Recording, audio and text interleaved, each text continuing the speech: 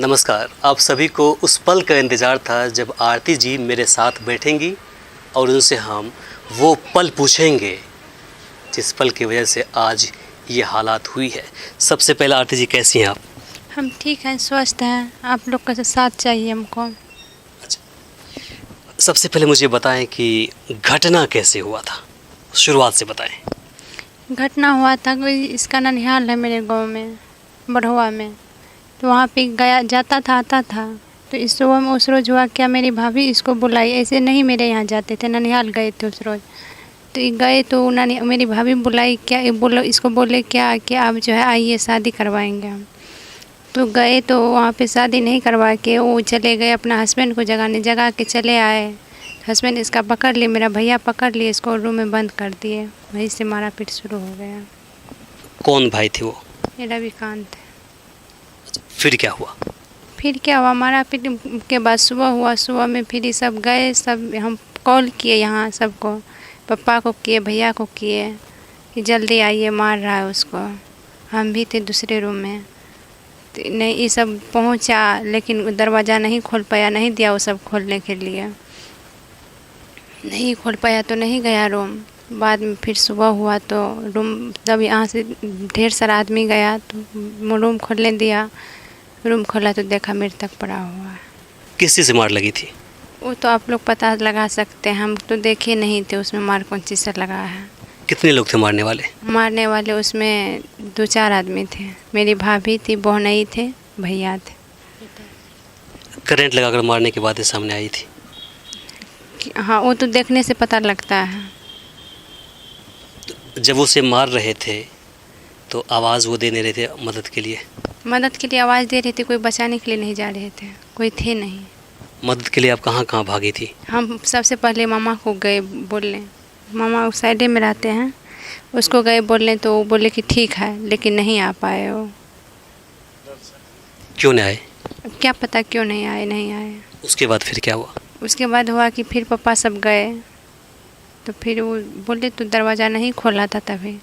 सब वो यहाँ पे पापा भैया सिरपा के ले गए थे यहाँ से। कितने बजे गए थे ये लोग?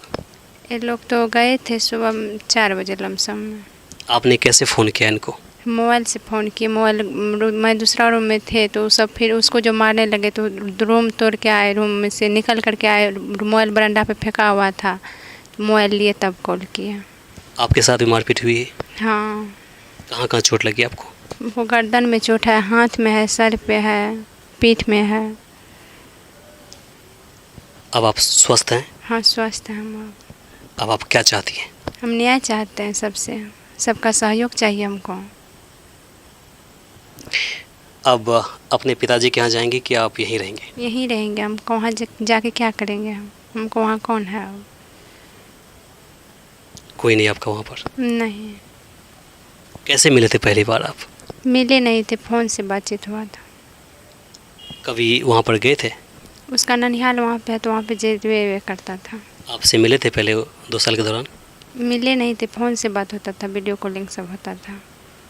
वीडियो कॉलिंग से? हम्म। शादी को लेकर के आप लोगों की बातें हो रही थी आपस में? हाँ, हो रहे थे। सुबह में बोले सब बाबा भैया सब क्या करवा देंगे शादी, गांव समाज का मैटर। आदमी सब आए तो बोले कि ठीक है, एक सबूत होना चाहिए उसके लिए। सबूत रहेगा तब ठीक रहेगा, नहीं तो क्या पता छोड़ भी सकता है।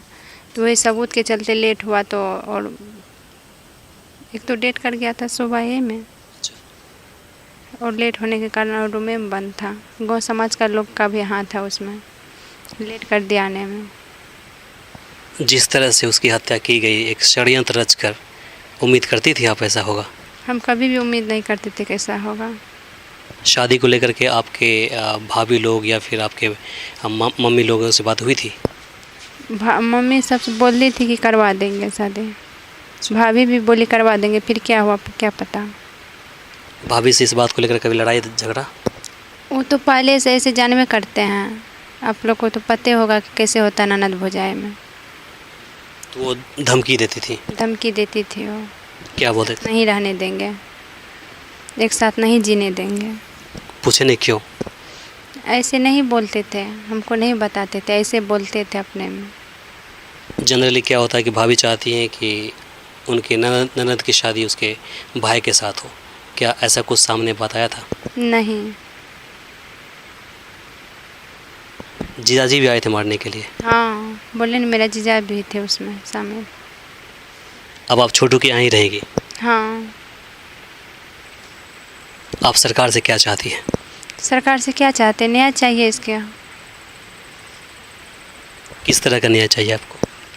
आप लोग बता सकते हैं किस तरह का न्याय चाहिए, आप लोग भी तो जानते हैं ना।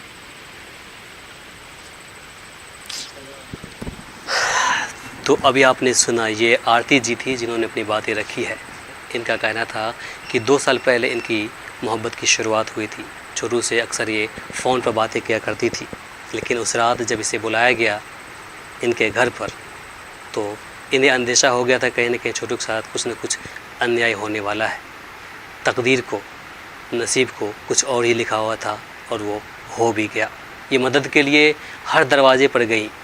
यहीं पर छोटू के नाना जी रहते हैं और ननिहाल है, बाकी समाज के लोग हैं, उनके पास ये मदद के लिए पहुंची, लेकिन वो लोग बोले कि अब अभी आते हैं, लेकिन वो समय पर नहीं आए। इसके बाद इन्होंने कॉल किया यहाँ पर छोटू के पिता को। पिताजी वहाँ पहुँचे, लेकिन उन लोगों ने किसी की बातें नहीं मानी। अंत में छोटू की लाश सुबह 3:30 से 4 बजे के आसपास घर से बाहर निकाला गया।